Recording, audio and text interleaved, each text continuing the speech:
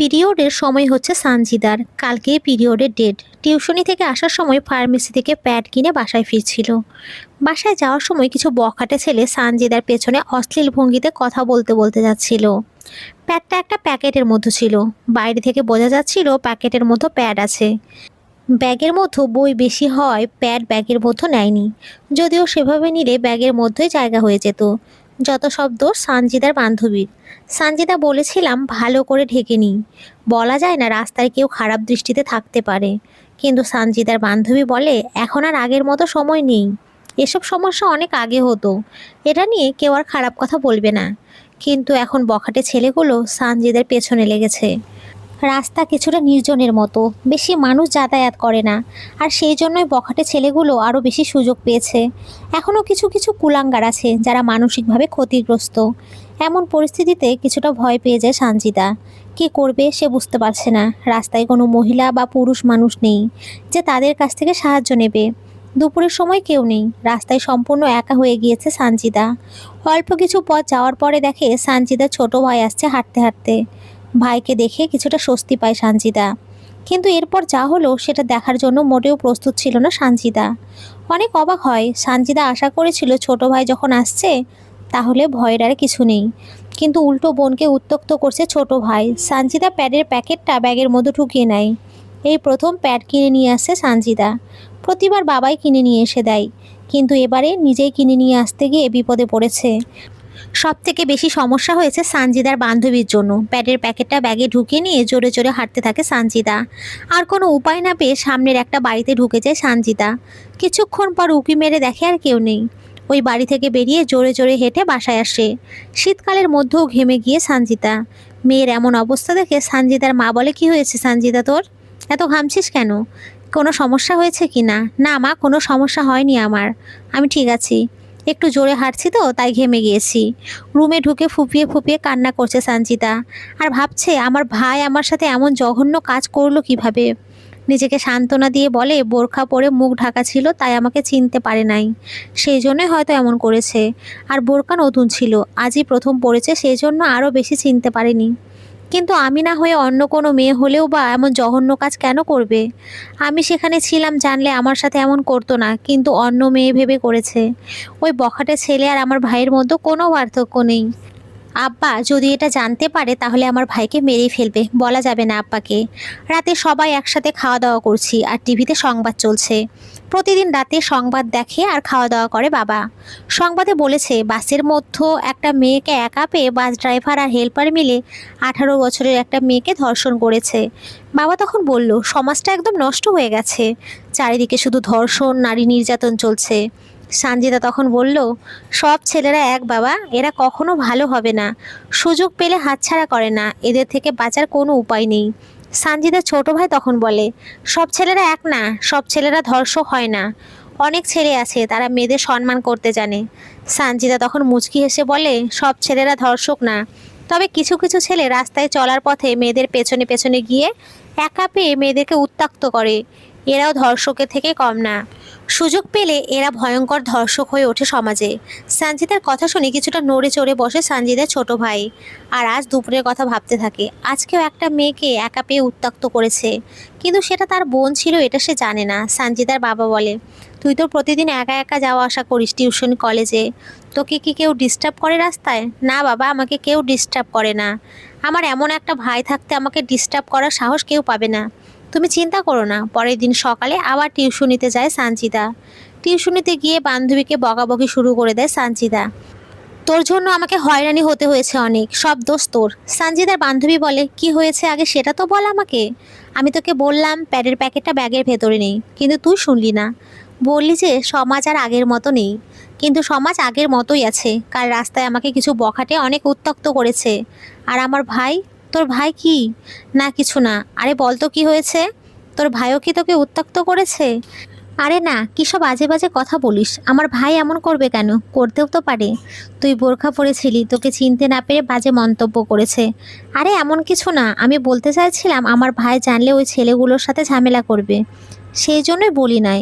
আর তুইও যেন বলবি না। আচ্ছা ঠিক আছে, বলবো না। কালকের মতো আজকেও বাসায় যাচ্ছে সানজিদা। দূর থেকে দেখছে সানজিদার ছোট ভাই আর কিছু ছেলে দাঁড়িয়ে আছে। সানজিদাকে দেখে শীষ বিভিন্নভাবে উত্ত্যক্ত করছে। সানজিদার ছোট ভাইও এমন করছে। আস্তে আস্তে সানজিদা ওর ছোট ভাইয়ের কাছে যাচ্ছে। কাছে গিয়ে ভাইয়ের সামনে দাঁড়ায়। সামনে গিয়ে দাঁড়াতেই কিছু ছেলে বলে, তোর কপাল অনেক ভালো, মনে হয় পছন্দ হয়েছে তোকে, আর তোকে প্রপোজ করার জন্য আসছে। সানজিদার ভাই মিটমিট করে হাসছে। তখন সানজিদা ওর মুখ থেকে হিজাবটা খুলে ফেলে আর ভাইয়ের দিকে রাগী দৃষ্টিতে তাকিয়ে আছে। মনে মনে চাচ্ছে পায়ের স্যান্ডেল খুলে মুখে কয়েকটা মারতে। পাশের ছেলেগুলো তখন বলে, এখন হিজাব খুলেছে, পরবর্তীতে আরও অনেক কিছু খুলবে, আমাদেরও একটু ভাগ দিস। সানজিদার ভাই সানজিদাকে দেখে নিথর হয়ে দাঁড়িয়ে আছে। মনে হচ্ছে যেন কথা বলার শক্তি হারিয়ে ফেলেছে। মাটির দিকে লজ্জা মুখ নিয়ে তাকিয়ে আছে, কথা বলার মতো মুখ নেই। সানজিদা তখন বলে, আমার বিশ্বাসই হচ্ছে না তুই এমনটা করতে পারিস। কালকেও তুই এমন করেছিস, আজকেও এমন করছিস, তাও আবার নিজের বোনের সাথে। না জানি বাকি মেয়েদের সাথে কি করিস। সানজিদার ভাই বলে, আমি কোনোদিন এমন করি নাই, এই প্রথম। আমি তোর কথা কিভাবে বিশ্বাস করব? পাশের ছেলেগুলো এত আজে বাজে কথা বলছে, শুনতে কি খুব বেশি ভালো লাগছে? কালকে তো খুব বললি সব ছেলেরা ধর্ষক না, কিছু কিছু ছেলে মেয়েদের সম্মান করতে জানে, এই তোর সম্মান তাহলে? সানজিদার ভাই সবার সামনে সাজিদার পা ধরে বলে, প্লিজ আমাকে মাফ করে দে আপু, আর কখনো এমন হবে না। আমার অনেক বড় ভুল হয়ে গেছে। এসব দেখে পাশের ছেলেগুলো তো একদম অবাক, এমন কেন করছে? সানজিদা আর কিছু না বলে ভাইয়ের হাত থেকে পা ছাড়িয়ে নিয়ে বাসার দিকে রওনা হয়। একটু পরে ছেলেগুলো সানজিদার ভাইয়ের দিকে এগিয়ে আসে। আর একটা ছেলে হাসতে হাসতে বলল, তোর তো মরে যাওয়া উচিত কাপুরুষ, ছেলে হয়ে একটা মেয়ের পায়ে পড়িস। সানজিদার ভাই তখন বলে, ছেলেটার জামার কলার চেপে ধরে বলল, ওটা আমার বোন হয়, মুখ সামলে কথা বলবি, আর যদি আমার বোনকে ডিস্টার্ব করিস তাহলে আমি তোকে মেরে ফেলবো। ছেলেটা তখন সানজিদার ভাইয়ের থেকে নিজেকে ছাড়িয়ে নিয়ে বলল, তোর তো আগে মরে যাওয়া উচিত, নিজের বোনকে উত্ত্যক্ত করিস। নিজের বোনের সাথে যদি এমন করিস তাহলে আমরা তো করবই। তারপর ওখান থেকে সবাই চলে যায় আর সানজিদার ভাই নীরবে ওখানে দাঁড়িয়ে থাকে। সানজিদা প্রতিদিনের মতো আজকেও স্বাভাবিকভাবে বাসায় চলাচল করছে। কাউকে কিছু বুঝতে দিচ্ছে না। ভাইয়ের এসব কৃতকর্মের কথা বাসায় জানলে সবাই অনেক কষ্ট পাবে। আর সানজিদার বাবা অনেক রাগী মানুষ, এসব কথা জানতে পারলে সানজিদার ভাইকে একদম মেরেই ফেলবে। সানজিদার ভাই সেই দুপুরে বাসা থেকে বাহির হয়েছে। বিকেল হয়ে যাচ্ছে, কোনো খোঁজ নেই। মাঝে মাঝে এমন দেরি করে বাসায় আসে, তাই সবাই সেভাবে কানে মাথায় নিচ্ছে না। ভাবছে চলে আসবে অন্য দিনের মতোই। সন্ধ্যা পার হয়ে রাত হতে চললো, তাও কোনো খোঁজ নেই সানজিদার ভাইয়ের। সবাই চিন্তায় পড়ে গেল কোথায় যেতে পারে। সানজিদা আজ সারা দিন প্রায় রুমের মধ্যেই ছিল। দুপুরের পর থেকে বাইরে বাহিরই হয়নি, কারণ সানজিদা চায় না তার ভাইয়ের সামনে যেতে। এটা একটা লজ্জার বিষয় সানজিদার জন্য, তার অমানুষ ভাইয়ের সামনে যাওয়া। সেজন্য রুম থেকে বাহির হয়নি। রাতে সানজিদার মা সানজিদার রুমে এসে বলে, তোমার ছোট ভাইকে দেখছিস সানজিদা? কেন মা, কি হয়েছে? সানজিদার মা ধমকে সুরে বলে, তুই আর জানবি কেমন করে কি হয়েছে? সারাদিন তো ঘরের মতো বসে থাকিস। তোর ছোট ভাই সেই দুপুরে বাসা থেকে গিয়েছে, রাত হতে আসলো, এখনো খোঁজ নেই তার। তোকে বলেছে কি কোথায় গিয়েছে? না, আমাকে কিছু বলেনি। সানজিদার মনের মধ্যে একটা বড় ধাক্কা লাগলো। এতক্ষণে তো চলে আসার কথা, কিন্তু আজ এখনো আসেনি। নিশ্চয়ই আজকের ঘটনার জন্য ভয়েতে আসে নাই বাড়িতে। সে হয়তো ভাবছে সানজিদা বাবাকে সব বলে দিয়েছে। আর সে বাবাকে ভালো মতোই চেনে, এমনিতেই বাবা রাগী মানুষ। আর এই ঘটনার কথা জানলে সে কি করবে তা নিজেও জানে না। কিন্তু ভয়েতে সানজিদা তার বাবাকে কিছুই বলেনি। সানজিদা চায় না এই ঘটনার জন্য তাই ভাইয়ের কিছু হোক। আর সানজিদার ভাই উল্টা বুঝে সেই দুপুর থেকে এখনো বাসায় আসেনি। এই ঘটনার জন্য সানজিদা নিজেকে দোষারোপ করে। তখন সানজিদার ভাই সানজিদার কাছে মাপ চেয়েছিল, কিন্তু সানজিদা মাপ করেনি। যদি মাপ করে দিত তাহলে আর ভাই আজ ঘরে থাকতো। সানজিদা ফোন নিয়ে ভাইয়ের ফোনে অনেকবার ফোন দিয়ে ট্রাই করছে, কিন্তু ফোন যাচ্ছে না। আর কোনো উপায় না পেয়ে সানজিদার ভাইয়ের বান্ধবীর ফোনে কল দিল।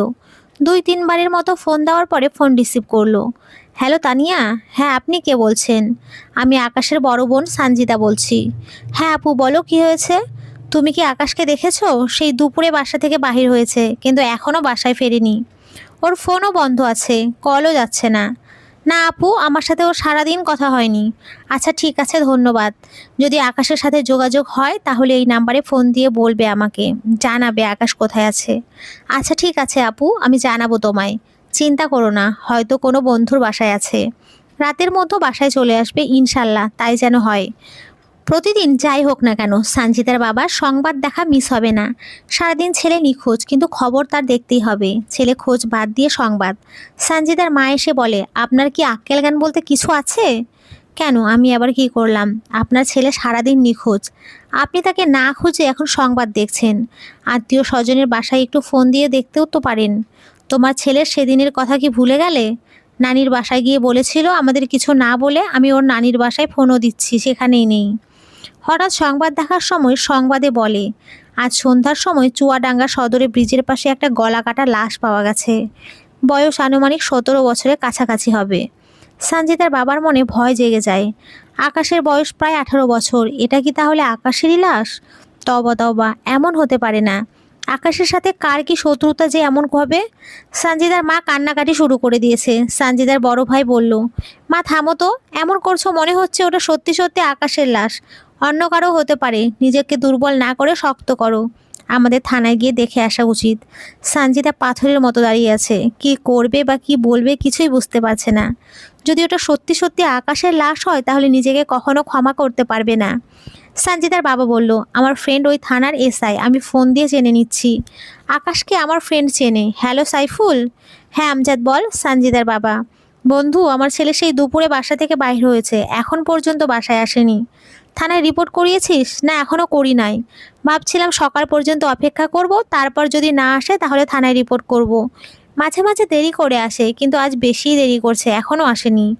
চিন্তা করিস না তুই, সকাল পর্যন্ত অপেক্ষা কর, চলে আসবে। হয়তো কোনো বন্ধুর বাসায় আছে। ফোনে চার্জ শেষ, ফোন করেও জানাতে পারছে না, তাই যেন হয়। কিন্তু তোকে ফোন দেওয়ার একটা বিশেষ কারণ হলো, সংবাদে জানতে পারলাম তোর ওই থানায় একটা লাশ আছে, গলা কাটা, বয়স প্রায় 17 বছর হবে।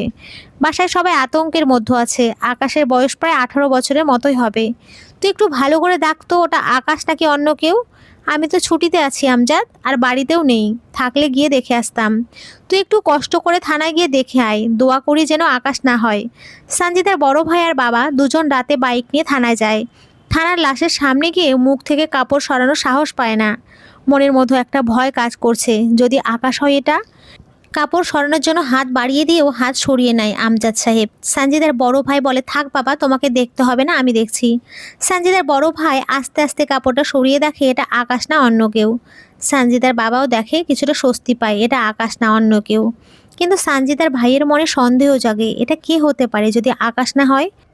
এটাও তো কারোর না কারোর ভাই, কারোর সন্তান। আমরা না হয় স্বস্তি নিয়ে বাসায় চলে যাব, কিন্তু যাদের সন্তান, যাদের ভাই, তাদের মনের অবস্থা আমাদের মতো হবে, যেমন হয়েছিল কিছুক্ষণ আগে আমাদের। চিন্তার সাগরে ডুব দিতে দিতে সানজিদার বাবা আর ভাই দুজনে বাসায় চলে আসে। বাসায় আসতে সানজিদার বাবা আর মা জিজ্ঞাসা করে, থানায় গিয়ে কি জানতে পারলে? লাশটা কার? আমাদের আকাশের নাকি অন্য কারোর। আমজাদ সাহেব মুখে কিছুটা হাসি নিয়ে বলে, চিন্তা করার দরকার নেই, লাশটা আকাশের না, অন্য কারোর লাশ ছিল ওটা। কিন্তু এখনও টেনশন যায়নি, আকাশ এখনও বাসায় আসেনি। না জানি কি অবস্থায় আছে, কোথায় আছে। রাত যত গভীর হচ্ছে টেনশন ততই গভীর হচ্ছে। এভাবে রাত গড়িয়ে সকাল হয়ে গেল, তবুও আকাশের খোঁজ নেই। সারা রাত ঘুমাতে পারেনি সানজিদা, সব সময় নিজেকে দোষারোপ করে গিয়েছে। সানজিদা ভাবে, আজ আমার ভাইয়ের পরিস্থিতির জন্য সম্পূর্ণ আমি দায়ী। আজ সানজিদার পিরিয়ডের ডেট। একজন নারী জানে পিরিয়ডের যন্ত্রণা কতটুকু। এদিকে পিরিয়ডের যন্ত্রণা, অন্যদিকে নিজের ভাইয়ের জন্য শোক। সব দিক থেকে মহা বিপদে আছে সানজিদা। পিরিয়ডের যন্ত্রণার জন্য টিউশনি বা কলেজ কোথাও যেতে পারে নাই। এতক্ষণ পরে সানজিদার একটা কথা মনে পড়ে। কালকে যখন ওর ভাই ডিস্টার্ব করে, তখন সেখানে কিছু ছেলে ছিল আকাশের সাথে। তারা তো জেনে গেছে আকাশ আমার ভাই, আর আকাশ তখন জেনে গেছে আমি ওর বোন ছিলাম। আর ছেলেগুলো আমাকে উত্ত্যক্ত করেছিল। তাহলে কি আকাশ তাদের সাথে কোনো ঝামেলার সৃষ্টি করেছে? এমনটা হতেই পারে। আমি ওর বোন ছিলাম জানতে পেরে ওই ছেলেগুলোর সাথে ঝামেলার সৃষ্টি করে, আর সেখানে কোনো অঘটন সৃষ্টি করে। আকাশ একা ছিল আর ওই ছেলেগুলো অনেক ছিল। আজ সারাদিন পার হয়ে রাত হয়ে গেল। রাত হয়ে গেছে, সকালে খাওয়া দাওয়া বাদ দিয়ে দিয়েছে। রাত আনুমানিক 10টা বাজে। হঠাৎ করে রাতে কলিং বেল বেজে ওঠে। সানজিদার মা তাড়াতাড়ি করে দরজা খুলেই দেখে যে আকাশ দাঁড়িয়ে আছে দরজার সামনে, কিন্তু স্বাভাবিক অবস্থা নেই। চুলগুলো কেমন এলোমেলো, মাথা ফেটে রক্ত বাহির হচ্ছে। সানজিদার মা কি করবে বুঝতে পারছে না। ছেলের এমন অবস্থা দেখে বাকরুদ্ধ হয়ে গেছে। আকাশ রুমের মধ্যে ঢুকতেই অজ্ঞান হয়ে নিচে পড়ে যায়। এটা দেখে সানজিদার মা চিৎকার করে অজ্ঞান হয়ে পড়ে যায় নিচে। সানজিদার বাবা আর বড় ভাই ছুটে আসে সানজিদার মায়ের চিৎকার শুনে। এসেই বলে, মা কি হয়েছে, চিৎকার কেন করলে, খারাপ কোনো স্বপ্ন দেখেছো নাকি? এমন পরিস্থিতি দেখে সানজিদার মা বুঝতে পারে এটা স্বপ্ন ছিল না, বাস্তব। কিছুক্ষণ চুপ করে থেকে বলে, হ্যাঁ আমি খারাপ একটা স্বপ্ন দেখেছি। কি স্বপ্ন? সবাই একসাথে বসেছিলাম, হঠাৎ কলিং বেল। বেলের শব্দ গিয়ে দেখি দরজার পাশে আকাশ, আর মাথা ফেটে রক্ত বাহির হচ্ছে। চুলগুলো কেমন এলোমেলো হয়ে আছে, ঘরের মধ্যে ঢুকতে অজ্ঞান হয়ে পড়ে যায়। সানজিদা বলল, চিন্তা করো না মা, আকাশের কিচ্ছু হবে না, ঘুমিয়ে যাও। বেশি চিন্তা করছো আর মনের মধ্যে উল্টো পাল্টা খেয়াল আসলে এমন স্বপ্ন আসে। সবাই ঘুমিয়ে যায়। সকালে উঠে সবাই মন খারাপ করে বসে আছে। স্বপ্নের ন্যায় হঠাৎ কলিং বেলের শব্দ শুনতে পায়। সানজিদার মা আরও ভয় পেয়ে যায়। আস্তে আস্তে দরজার কাছে যায় আর মনে মনে দোয়া করে, ভালো কিছু হয় যেন, স্বপ্নের মতো খারাপ কিছু যেন না হয়। দরজা খুলে দেখে আকাশ না, আকাশের চাচাতো ভাই। অনেক হাঁপাচ্ছে। সানজিদার মা বলে, কিছু হয়েছে কি, এত হাঁপাচ্ছিস কেন? কি হয়েছে চাচি? আকাশ হাসপাতালে ভর্তি, তাড়াতাড়ি চলেন। তুই কিভাবে জানতে পারলি আকাশ কোথায়? অপরিচিত এক নাম্বার আমাকে ফোন দিয়েছিল আকাশ, আর আপনাদের জরুরি জানাতে বলেছে। সবাই তাড়াতাড়ি করে হাসপাতালে গিয়ে দেখে সত্যি সত্যি আকাশ হাসপাতালে ভর্তি, মাথায় আঘাত পেয়েছে। আকাশের বাবা ডাক্তারের সাথে বলে, ডাক্তার বলে মাথায় বেশ আঘাত পেয়েছে, তাকে মানসিক চাপ যেন না দেয়া হয়। তবে বেশি চিন্তার কিছু নেই, আর আজকেই বাসায় নিয়ে যেতে পারবেন আকাশকে। তারপর আকাশকে বাসায় নিয়ে আসা হয়। আকাশের বাবা বলে, তোর এই অবস্থা কেমন করে হয়েছে বাবা? আকাশ একবার বোনের দিকে তাকাচ্ছে আর একবার বাবার দিকে তাকাচ্ছে। কি বলবে বুঝতে পারছে না। সত্যিটা বাবাকে জানালে পরিস্থিতি আরও খারাপ হবে। আর সানজিদা কিছুটা হলেও আন্দাজ করতে পারছে কি হয়েছে। আর কোনো উপায় না পেয়ে বলে, আমি অ্যাক্সিডেন্ট করেছিলাম বাবা। তোকে হাসপাতালে নিয়েছিল কে? আর কিভাবে হয়েছে এত বড় অ্যাক্সিডেন্ট? জানি না বাবা, কে নিয়েছিল। আমি তখন অজ্ঞান অবস্থায় ছিলাম। আমি রাস্তা দিয়ে আসছিলাম, তখন পেছন থেকে এসে অটোতে ধাক্কা লাগে। তোর মোবাইল কোথায়? কেউ যদি তোর মোবাইল দিয়ে কারোর ফোনে ফোন করে বলে দিত, তাহলে আমরা কিছুটা শান্তি পেতাম। কাল থেকে আমাদের উপর দিয়ে একটা ঝড় বয়ে গেছে। আমার মোবাইল কোথায় জানি না, মনে হয় অ্যাক্সিডেন্টের সময় হারিয়ে গেছে। সানজিদা তখন বলল, এত আর প্রশ্ন করো না বাবা, এমনিতেই মাথায় আঘাত পেয়েছে। বেশি কথা বললে সমস্যা হবে, একটু রেস্ট নিতে দাও। তারপর সবাই চলে যায় আর আকাশ রেস্ট নেয়। কিছুক্ষণ পরে সানজিদা আবার আকাশের রুমে গিয়ে বলে, সত্যি করে বলতো তোর এই অবস্থা কিভাবে হয়েছে? আকাশ বলল, আমি বাবার সাথে যেটা বললাম ওটাই সত্যি আপু। সানজিদা কিছুটা ধমক দিয়ে বলল, আমাকে কি তোর পাগল মনে হয়? সত্যি কথা বলবি নাকি সেদিনের ঘটনা বাবাকে বলে দেব? তুই তাহলে বাবাকে এখনও কিছু বলিস নাই? না, এখনও কিচ্ছু বলি নাই। যদি বাবা জানতো তাহলে তোর অবস্থা এর থেকেও খারাপ হয়ে যেত। এবার সত্যি করে বল কি হয়েছিল। আকাশ বলল, বলতে পারি, তবে প্রমিস করতে হবে তোকে, বাবার কাছে বলবি না আমার কি হয়েছিল। বাবা যদি এটা জেনে যায় তাহলে সবটা জেনে যাবে, আমি তোর সাথে কি করেছি সেটাও জেনে যাবে। আর বাবা সবটা জানতে পারলে কি করবে আমি নিজেও জানি না। তোর কি মনে হয় আমি এতটাই বোকা? হাজার হলেও তুই আমার ভাই। যদি বলার হতো তাহলে আমি আগেই সব কিছু বলে দিতাম। আকাশ তখন বলল, তোর সাথে কালকে অমন করার পরে ওই ছেলেগুলোর সাথে ঝামেলা করেছিলাম। তারপর ওরা বিভিন্নভাবে আমাকে অপমান করে। আর আমি ভেবেছিলাম তুই হয়তো কালকের কথা বাবার সাথে বলে দিবি। আর বাবা জানলে আমাকে অনেক মারবে, তাই আমি সিদ্ধান্ত নিয়ে আর বাসায় যাব না। সেখানে ইচ্ছা চলে যাব। আমি হাঁটা শুরু করলাম। হাঁটতে হাঁটতে অনেক দূরে চলে যাই। একটা এলাকায় যাওয়ার পরে দেখি দুটো ছেলেদের কয়েকটা মেয়ে দেখে বাজে কথা বলছে। আমি ওদের প্রতিবাদ করেছিলাম। কথায় কথায় এক সময় বিষয়টা মারামারিতে চলে যায়। আর পেছন থেকে একজন আমাকে বাঁশ দিয়ে মাথায় আঘাত করে। আমি সেখানেই অজ্ঞান হয়ে গিয়েছিলাম। পরে দেখি আমি হাসপাতালে। জ্ঞান ফিরে আমি তোমাদের কাছে ফোন না দিয়ে একজন নার্সের ফোন নিয়ে গফুরকে, মানে চাচাতো ভাইকে ফোন দিয়ে তোমাদেরকে আসতে বলি। আকাশের কথা শেষ হতে না হতেই রুমের মধ্যে প্রবেশ করে আকাশের বাবা। বাবাকে দেখে আকাশ কিছুটা চমকে যায় আর ভয়ও পায়। সানজিদা মনে মনে ভাবে, তাহলে কি বাবা সব জেনে গেছে? মনে দরজার পাশে দাঁড়িয়ে সব শুনেছে আমাদের কথা। সানজিদা বলল, বাবা তুমি এখানে? তোমরা তো বাইরে যাওয়ার কথা। সানজিদার বাবা বলল, বাইরে গেলে তো আর সত্যি কথাটা জানতে পারতাম না। সানজিদা যেটার ভয় করছিল ঠিক সেটাই হয়েছে। সব সত্যি কথা জেনে গিয়েছে সানজিদার বাবা। সানজিদার বাবা বলল, আমি প্রথমেই বুঝেছিলাম আকাশ আমার সাথে মিথ্যে কথা বলছে। ও যখন আমাকে বলেছিল তখন ওর চোখের দিকে তাকিয়ে বোঝা যাচ্ছিল আকাশের চোখে এক কথা, মুখে অন্য কথা। সানজিদার বাবা কিছুক্ষণ চুপ থেকে বলল, তোরা যে কি বলা গাওয়া করছিলি? আকাশ তোর সাথে রাস্তার মধ্যে কি করেছিল? সানজিদা মুচকি হাসি দিয়ে বলল, না বাবা, কিচ্ছু হয়নি, এমনিতেই বলছিলাম। সানজিদার বাবা তখন বলল, সত্যি কথা সবসময় উত্তম হয়, মিথ্যা দিয়ে সত্যি ঢাকা যায় না। মিথ্যার স্থায়িত্ব কাল বেশি বড় হয় না। সত্যি একদিন না একদিন সবার সামনে বেরিয়ে আসে। আর যখন সত্যি কথাটা সবার সামনে চলে আসে তখন মাথা গোঁজার ঠাঁই থাকে না। অন্যভাবে সত্যি বেরিয়ে আসার থেকে নিজের মুখে স্বীকার করে নিলেন নিজের সম্মান কিছুটা রক্ষা পায়। আকাশ তখন কিছুটা স্বস্তি পায়। নিজের মধ্যে ভয়টা অনেক কেটে যায়। তারপর নিজের বোনকে বোরখা পরিধান অবস্থায় চিনতে না পারায় কয়েকটা বখাটে ছেলেদের সাথে মিশে যা যা করেছিল সব বলে দেয় বাবাকে। পরে জানতে পেরে সানজিদার কাছে ক্ষমা চেয়ে নিয়েছিল। আকাশের বাবা চুপ করে আছে। এমন চুপ করে থাকা দেখে আকাশ আর সানজিদা কিছুটা ভয় পেয়ে যায়। তারপর আকাশের বাবা আকাশকে বলে, তুমি যা করেছো তা মুখে প্রকাশ করার মতো না। কতটা অন্যায় করেছো, আর সবথেকে বড় কথা হলো তুমি তোমার অপরাধ বুঝতে পেরেছো। ভুল বুঝতে পেরে প্রতিবাদ করেছো, আর প্রতিবাদ করার কারণে তোমার এই অবস্থা। আর এটাই তোমার শাস্তি, আর শাস্তির প্রয়োজন দরকার নেই। অপরাধ দেখলে এভাবেই প্রতিবাদ করবে। তারপর আকাশের বাবা ওখান থেকে চলে যায়।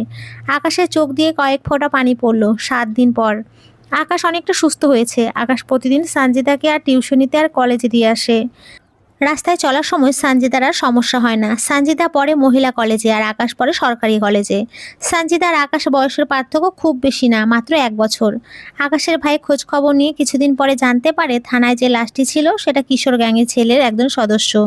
এদের কাজ হলো চাঁদাবাজি করা, মেয়েদের উত্ত্যক্ত করা, আরও বিভিন্ন খারাপ কাজে লিপ্ত থাকা। খাবার টেবিলে এটা নিয়ে আলোচনা করছিল আকাশের ভাই সবার সাথে।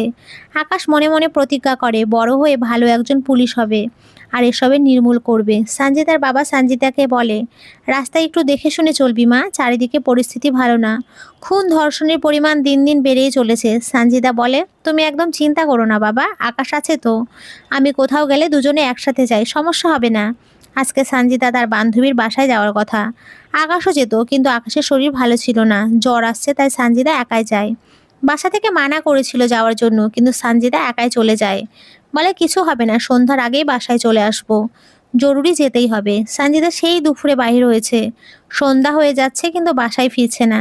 সানজিদার ফোনে কল যাচ্ছে না, বন্ধ দেখাচ্ছে। সানজিদার বান্ধবীর ফোন দিয়ে জানতে পারে মাত্র বাহির হয়েছে, চলে যাবে। আমি থাকতে বলেছিলাম কিন্তু থাকলো না, চলে গেল একটু আগেই। সানজিদার মা বলল, ওর ফোনে কল যাচ্ছে না কেন তাহলে?